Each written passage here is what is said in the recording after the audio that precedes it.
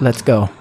সবাইকে কাঁদিয়ে না ফেরার দেশে চলে গেলেন কিংবদন্তি ফুটবলার পেলে। ব্রাজিলের সাও পাওলোর আইনস্টাইন হাসপাতালে চিকিৎসাধীন অবস্থায় ছিলেন পেলে। বার্ধক্যজনিত নানা সমস্যার পাশাপাশি দীর্ঘদিন ধরে লড়াই করছিলেন কোলন ক্যান্সারের সঙ্গে। বারবার মৃত্যুর মুখ থেকে ফিরে এসেছেন এই ব্রাজিলিয়ান ফুটবল তারকা। তবে এবার আর তার শেষ রক্ষা হলো না। 82 বছর বয়সে তিনি পাড়ি জমালেন না ফেরার দেশে। পেলের মৃত্যুর খবর সর্বপ্রথম তার মেয়ে ইনস্টাগ্রামে পোস্ট করেন। সেখান থেকে জানা যায় যে পেলে মৃত্যুবরণ করেছে। পেলেকে হাসপাতালে ভর্তি করা হয়েছিল ডিসেম্বর মাসের 1 তারিখে। তবে গত 2 বছর ধরে তিনি খুবই অসুস্থ ছিলেন। 3 বারের বিশ্বকাপ জয়ী এই ব্রাজিলিয়ান কিংবদন্তি তার ফুটবলের ট্যালেন্ট দিয়ে হাজারো মানুষের মন জয় করে নিয়েছে। পেলের রেকর্ড ইতিহাসে হয়তো কেউ ভাঙতে পারবে না, কারণ পেলেই একমাত্র ফুটবলার যিনি কিনা পরপর 3টি বিশ্বকাপ পেয়েছেন এবং সব থেকে কম বছর বয়সে, মানে 16 বছর বয়সে তিনি বিশ্বকাপ জয়ী হয়েছেন। এবং আপনারা জানলে অবাক হবেন, 1961 সালে ব্রাজিল সরকার পেলেকে ব্রাজিলের জাতীয় সম্পদ হিসেবে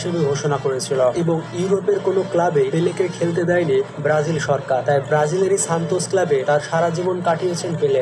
ব্রাজিলের সান্তোস ক্লাবের হয়ে পেলে সান্তোস ক্লাবকে প্রায় 6 বার চ্যাম্পিয়ন করেছে। পেলে সম্পর্কে বলা হয়ে থাকে 2টি পা এবং 1টি মাথা নিয়ে ফুটবল দিয়ে সবকিছু করতে পারতেন পেলে। বর্তমানের ফুটবলাররা যেভাবে মাঠে স্টাইলিশ ভাবে খেলে, 1960-এর দশকে পেলে সেভাবে খেলেছিল। বন্ধুরা, আপনারা হয়তো অনেকে পেলের কষ্টকর জীবন সম্পর্কে জানেন না। যেহেতু পেলে আর আমাদের মাঝে নেই, তাই পেলের জীবন সম্পর্কে আমাদের একটু ধারণা নিতে হবে। পেলে ব্রাজিলের হয়ে 1958, 1962, 1966 এবং 1970 সালের ফুটবল বিশ্বকাপে অংশগ্রহণ করে। তিনি ব্রাজিল দলের সর্বকালের শ্রেষ্ঠ গোলদাতা এবং 3 বার বিশ্বকাপ জয়ী একমাত্র ফুটবলার। আমরা সবাই তাকে পেলে নামে চিনলেও তার আসল নাম কিন্তু পেলে নয়। তার আসল নাম হচ্ছে এডসন অ্যারান্টাস ডো নাসিমেন্টো। বিখ্যাত বিজ্ঞানী আলফা এডিসনের নাম থেকে তার বাবা পেলের এই নামটি রেখেছেন এবং ছোটবেলায় পেলেকে ডাকা হতো ডিকো নামে। তারপর এমন একটি সময় আসে যখন তার নাম হয়ে যায় পেলে। পেলে নামটির ইতিহাসও বেশ মজাদার। পেলে ছোটবেলায় যেখানে থাকতো সেখানে একটি ক্লাব ছিল। সেই ক্লাবে পেলের পছন্দের ফুটবলার ছিল বিলে, যিনি কিনা একজন গোলকিপার ছিলেন এবং পেলে সেই নামটিকে একটু মজার ছলে ডাকতো পিলে বলে। এবং পেলে যখন মাঠে খেলতো তখন তার বন্ধুরা তাকে পিলে না বলে পেলে বলে ডাকতো। তখন থেকে তার নাম হয়ে যায় পেলে। বিশ্ব ফুটবলের কত যে রেকর্ড তার ঝুলিতে রয়েছে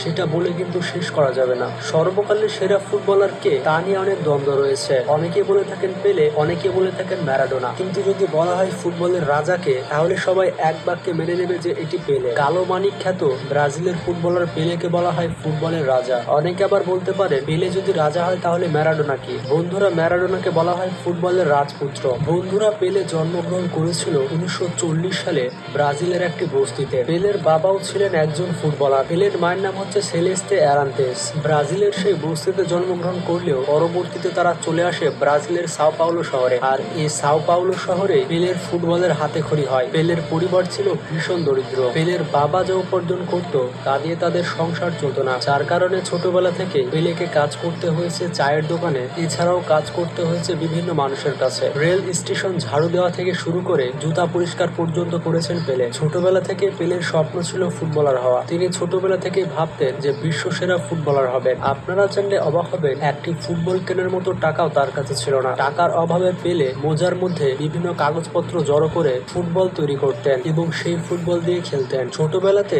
গলিতে ফুটবল খেলতে যেয়ে তার প্রতিভা ফুটে ওঠে। প্রচুর পরিমাণে গলিতে ফুটবল খেলতেন পেলে। সেই গলিতে ফুটবল খেলতে খেলতে সান্টোস ক্লাবের এক কর্মকর্তার চোখে পড়ে যান পেলে। আর তখনই সেই কর্মকর্তা পেলেকে নিয়ে আসেন সান্টোস ক্লাবে। পেলেকে নিয়ে এসে সান্টোস ক্লাবে বি টিমে ভর্তি করা হয়। এই বি দলের প্রতিভা দেখিয়ে মাত্র 1 বছরের মধ্যে সান্টোসের মেন দলে জায়গা পায় পেলে। পেলে যখন সান্টোস ক্লাবের মূল দলে যোগ দেয় তখন তার বয়স ছিল মাত্র 16 বছর এবং মাত্র 16 বছর বয়সেই সান্টোস ক্লাবের হয়ে সেই বছরের সর্বোচ্চ গোল করেন পেলে। বস্তির সেই পেলেকে নিয়ে ইউরোপের বড় বড় ক্লাবগুলো কারাকারি করতে শুরু করে। রিয়াল মাদ্রিদ এবং জুভেন্টাস পেলেকে নিয়ে মারামারি করতে লেগেছিল, কিন্তু সেইবার ইউরোপে আর খেলা হয়ে ওঠেনি পেলের। পেলে প্রথম আন্তর্জাতিক ম্যাচ ডেবিউ করে আর্জেন্টিনার বিপক্ষে। সময়টা ছিল 1957 সালের 7 জুলাই। আর সেবারে পেলে তার প্রথম আন্তর্জাতিক গোলটি করেন। আর তখনই পেলের রেকর্ড হয়ে যায় সব থেকে কম বছর বয়সে পেলে আন্তর্জাতিক গোল করে ফেলে। 1958 সালে সোভিয়েত ইউনিয়নের বিপক্ষে প্রথম বিশ্বকাপে ম্যাচ খেলতে নামে পেলে। 1958 সালের বিশ্বকাপের